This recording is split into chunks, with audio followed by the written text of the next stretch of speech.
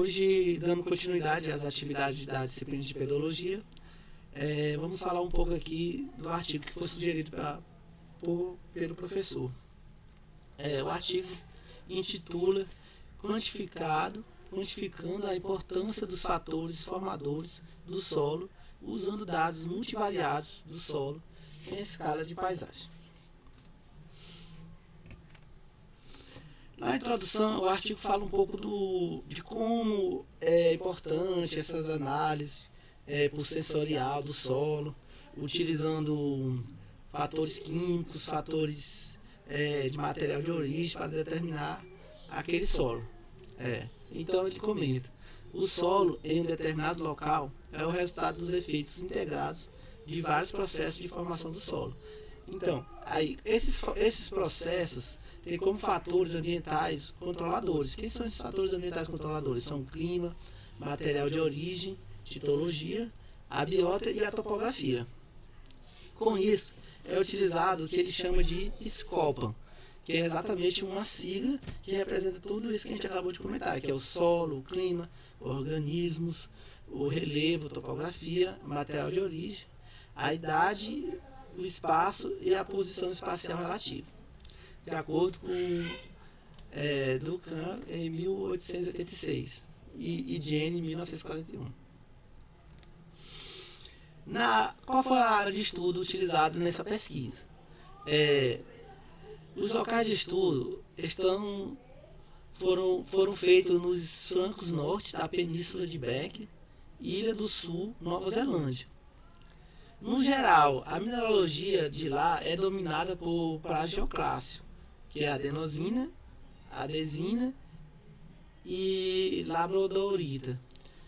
Às vezes, ela é condominante com crinopiroxênio e olivina, e óxido de ferro subdominante também, incluindo ferro timagnetita. E aí, para ficar melhor, a gente analisa essa imagem, né? Nós analisamos essa imagem, que podemos observar aqui na figura da esquerda o recorte que foi feito e na figura da direita o relevo, né, do local. Então,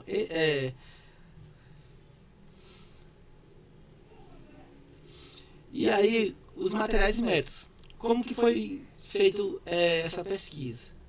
Eles utilizaram de metodologia bem específica e foi uma metodologia muito bem trabalhada, que no curto tempo que foi dado para essa atividade, não dá para comentar os materiais e métodos por passo a passo.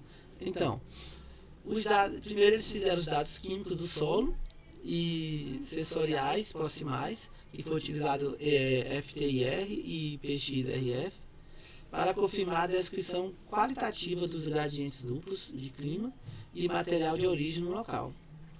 Depois, eles fizeram um modelo de mistura de material original e suas consistências com as propriedades químicas do solo e os dados de FTIR.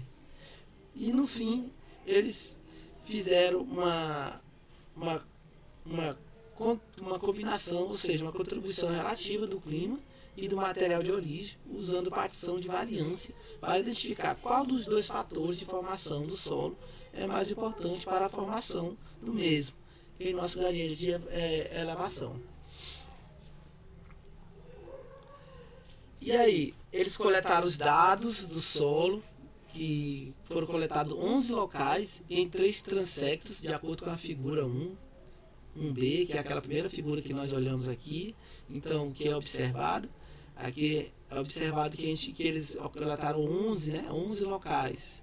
Está todos aqui descritos aqui nessa figura. Quem são esses 11 locais?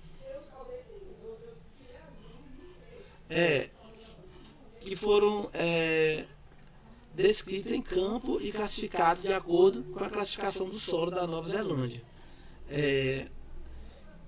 E aí eles foram nomeados em Camp, Herb e Low, como podemos ver aqui na tabelinha, número 1.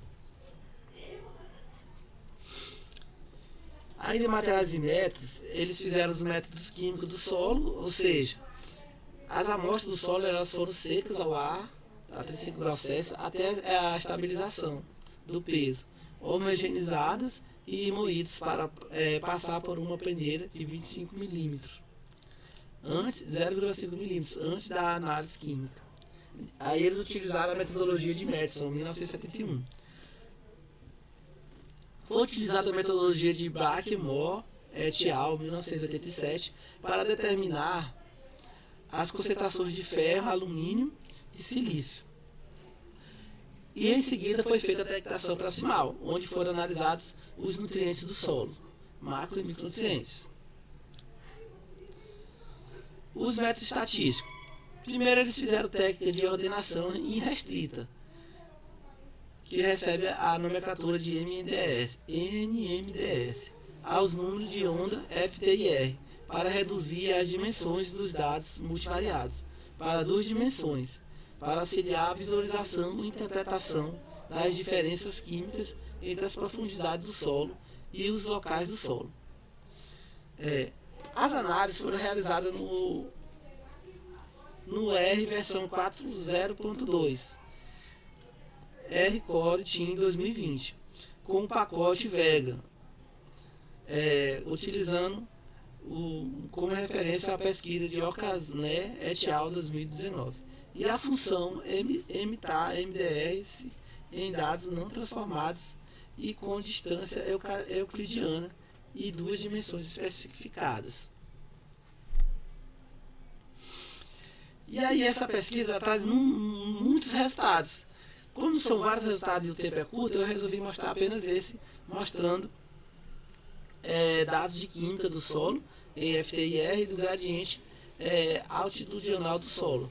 E aí a gente percebe que eles foram classificados 3 solos, né? O pálico, o brau e o medalínico. E aí, de acordo com a análise de detecção proximal,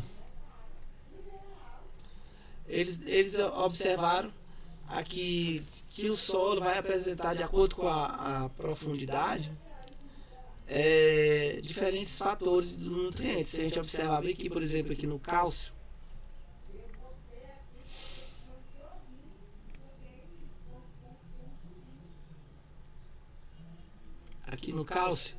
o MELAC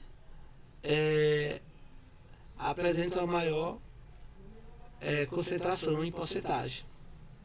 E aí, por fim,